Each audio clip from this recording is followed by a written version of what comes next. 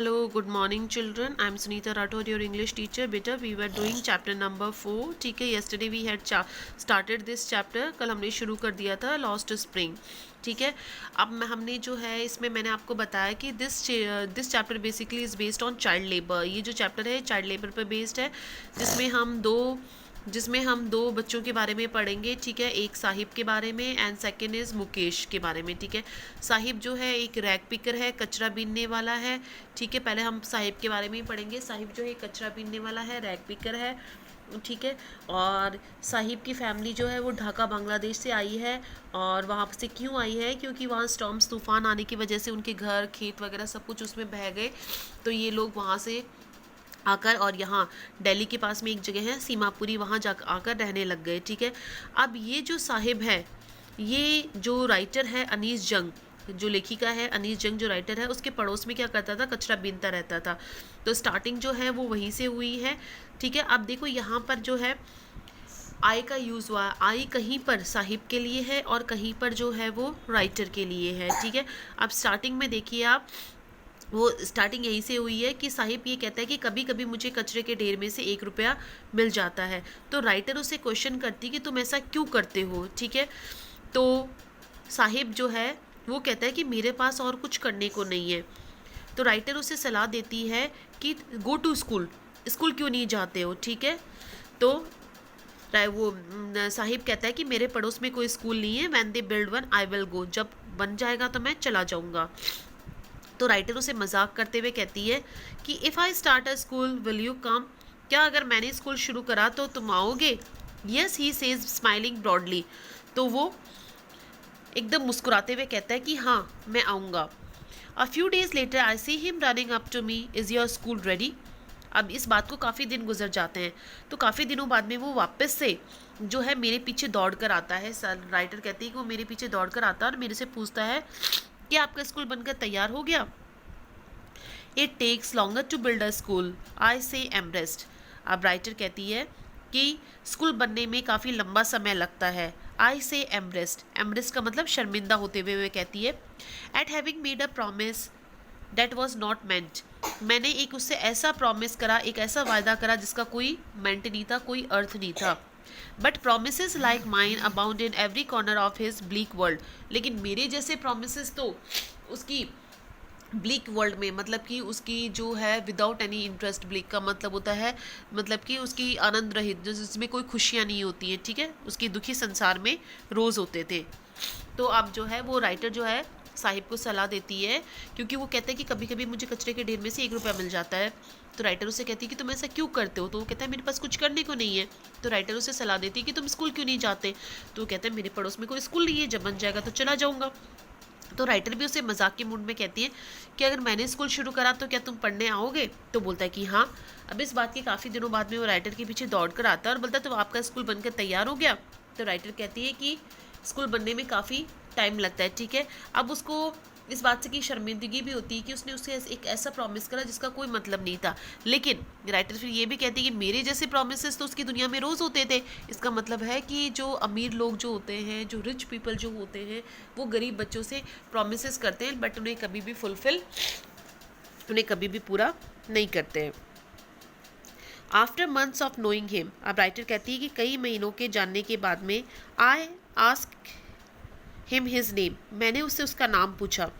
साहिबे आलम, ही अनाउंसेस, तो वो घोषणा करता है, वो बोलता है कि मेरा नाम जो है वो साहिबे आलम है. पहले उसका वो नाम नहीं जानती थी. ठीक है, वो उसको पड़ोस में डेली देखती थी कि उसके पड़ोस में से कचरा बीनता रहता है. ठीक है, तो कई महीनों के बाद में जानने के बाद में राइटर कहती है मैंने उससे उसका नाम पूछा. तो उसने बोला साहिबे आलम. He does not know what it means, उसको नहीं पता था कि उसके नाम का क्या मतलब है. If you new it's meaning Lord of the universe, अगर उसे उसका नाम का मतलब पता होता तो उसके नाम का मतलब था यूनिवर्स, पूरे संसार, पूरे ब्रह्मांड का जो है लॉर्ड, भगवान, देवता, मालिक, पूरे संसार का मालिक. He would have a hard time believing it, लेकिन शायद से वो उसको तो इस पर विश्वास भी नहीं होगा. Unaware of what his name represents, अपने नाम का बिना अर्थ जाने, बिना मतलब जाने. He roams the street with his friends, वो अपने दोस्तों के साथ में गलियों में रोम्स घूमता रहता.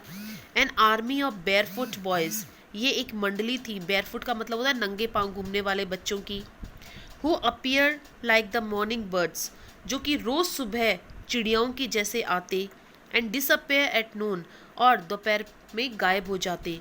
Over the months I have come to recognise each of them, अब एक महीने के अंदर मैं उन सबको एक एक को पहचानने लग गई थी। अब राइटर के पड़ोस में जो है ये डेली कचरा बिनता था, उसको उसका नाम भी नहीं पता था, ठीक है। तो एक दिन जो राइटर उसे कहती है कि तुम्हारा नाम क्या है, ठीक है। तो वो कहता है कि मेरा नाम जो है वो साहिब आलम है। अब राइटर कहती है कि उसको नहीं पता था उसके नाम का क्या मतलब है, उसका नाम मतलब था पूरे संसार का मालिक, ठीक है। और अपने नाम का बिना मतलब जाने, बिना अर्थ जाने वो हर रोज़ जो है अपने दोस्तों के साथ में जो है गलियों में घूमता रहता। ये उनके दोस्तों की एक मंडली थी, नंगे पांव घूमने वाले बच्चों की ये एक मंडली थी, और जो कि रोज़ सुबह चिड़ियाओं के जैसे आते, जैसे सुबह चिड़ियाएँ अपने घोंसले से बाहर निकलती हैं दाना वगैरह ढूंढने के लिए, जैसे दोपहर होता है तो वापस गायब हो जाती है, अपने घोंसले में चली जाती है। तो ये भी जो है चिड़ियाओं के जैसे आते और दोपहर में गायब हो जाते। Why aren't you wearing chappals? I asked one. अब राइटर कहती है कि मैं उनको जानने लग गई थी, हर एक को पहचानने लग गई थी। राइटर उससे क्वेश्चन करती है, तुमने चप्पल क्यों नहीं पहन रखा? उस पूरे ग्रुप में से एक बच्चे से पूछती कि तुमने चप्पल क्यों नहीं पहन रखी, ठीक है।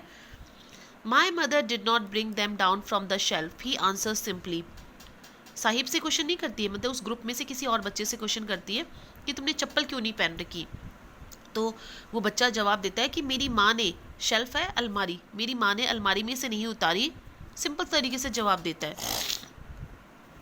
Even if she did he will throw them off, adds another who is wearing shoes that do not match. तभी एक दूसरा बच्चा जवाब देता है कि अगर इसकी माँ इसको लिए चप्पल उतार भी देती तो ये उन्हें फेंक देता।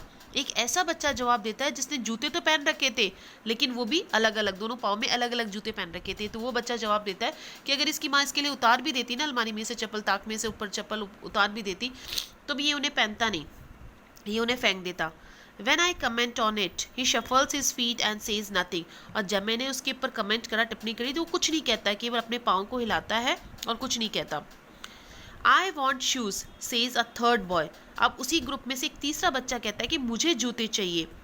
Who has never owned a pair all his life. एक ऐसा बच्चा कहता है जिसने अपनी ज़िंदगी में कभी भी जूतों की जोड़ी नहीं ली थी। Traveling across the country, I have seen children walking barefoot in cities on village roads. अब राइटर कहती है, अनीस जंग है राइटर का नाम।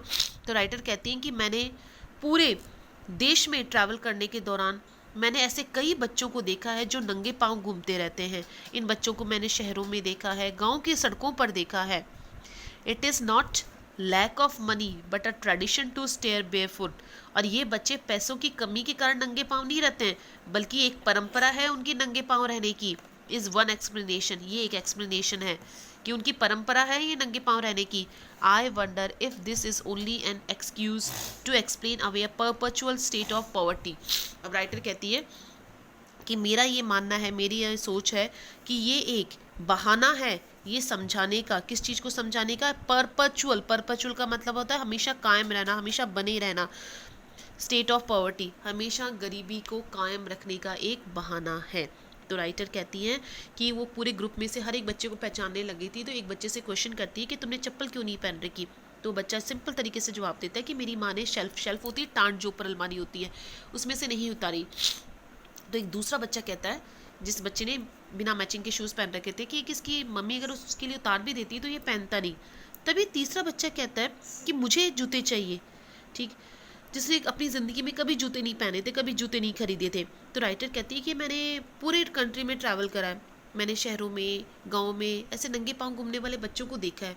ये बच्चे पैसे की कमी के कारण नंगे पाँव नहीं रहते हैं, बल्कि उन्होंने एक परंपरा बना रखी है नंगे पाँव रहने की, और शायद से एक उनका बहाना भी है ये हमेशा अपनी बनी रहने वाली गरीबी को शो करने का। I remember a story a man from UDP once told me. अब राइटर कहती है कि मेरे को एक कहानी याद है जो मेरे को एक UDP, एक साउथ इंडियन ने सुनाई थी। As a young boy he would गो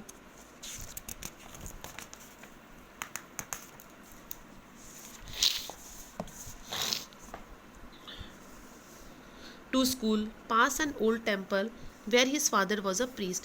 अब राइटर कहती है कि मेरे को एक कहानी याद है जो मेरे को एक जो है आदमी ने सुनाई थी कि जब वो एक साउथ इंडियन आदमी ने सुनाई थी कि जब वो छोटा बच्चा था तो वो एक मंदिर के सामने से होकर स्कूल जाता था, where his father was a priest.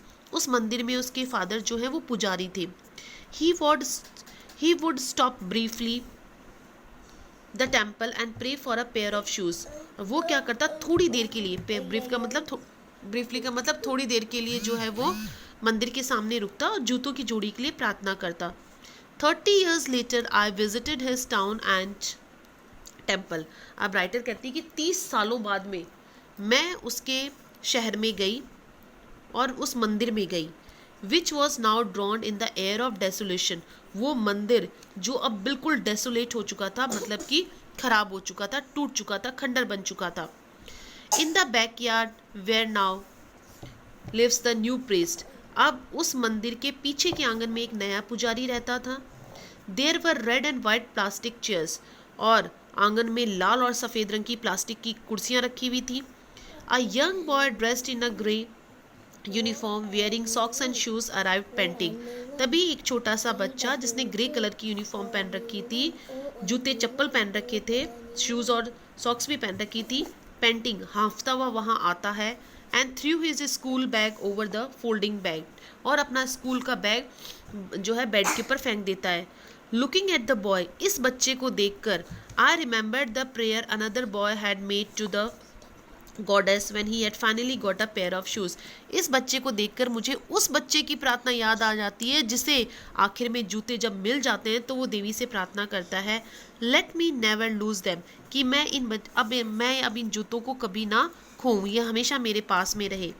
The goddess had granted his prayer, और देवी जो है उसकी प्रार्थना स्वीकार कर लेती है। Young boys like the son of the priest now war shoes. अब पुजारी के बच्चों के पास, जैसे बच्चों के पास में अब जूते हैं, जूते पहनते हैं वो, but many others like the rag pickers in my neighbourhood remain shoelace. लेकिन मेरे पड़ोस में ये जो रैक पिकर्स है, कचरा बीनने वाले हैं, वो हमेशा बिना जूतों के रहते हैं, नंगे पाँव रहते हैं। तो राइटर ने एक स्टोरी बताई है कि उसे एक साउथ इंडियन ने स्टोरी सुनाई थी कि जब वो छोटा था तो वो मंदिर के सामने से होकर स्कूल जाता था, और उसी मंदिर में उसके फादर जो है वो पुजारी थे।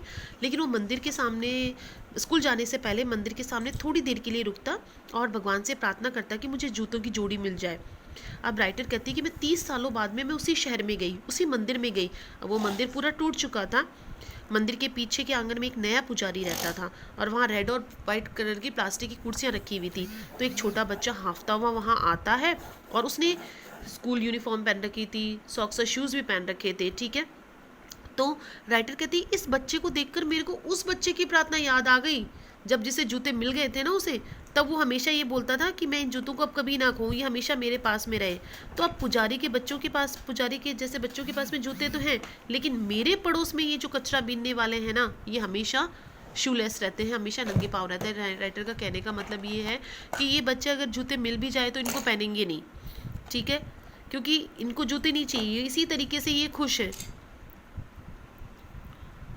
ठीक है बेटा। तो ये यहाँ तक हो चुका है। अभी मैं साहिब का जो है कल अपना कंप्लीट हो जाएगा, थोड़ा सा और बाकी है, ठीक है स्टूडेंट्स। सो अभी तक जितना भी हमने कराया आप प्लीज़ इसको पढ़िए। इसको आपको कोई भी प्रॉब्लम होती है यू कैन आस्क मी। अब देखो मैंने बार बार कहा था ना, कल मैंने कहा था कि आई जो है राइटर के लिए यूज़ हुआ है, तो यहाँ मोस्टली राइटर के लिए यूज़ हुआ है। कहीं कहीं अगर इन्वर्टेड कॉमा में हम देखेंगे तो हम साहिब के लिए है, बट यहाँ मोस्टली राइटर के लिए, स्टार्टिंग में साहिब के लिए, बाकी राइटर के लिए है, और बीच बीच में कहीं साहिब के लिए भी है, ठीक है। ओके बच्चा, thank you, have a nice day.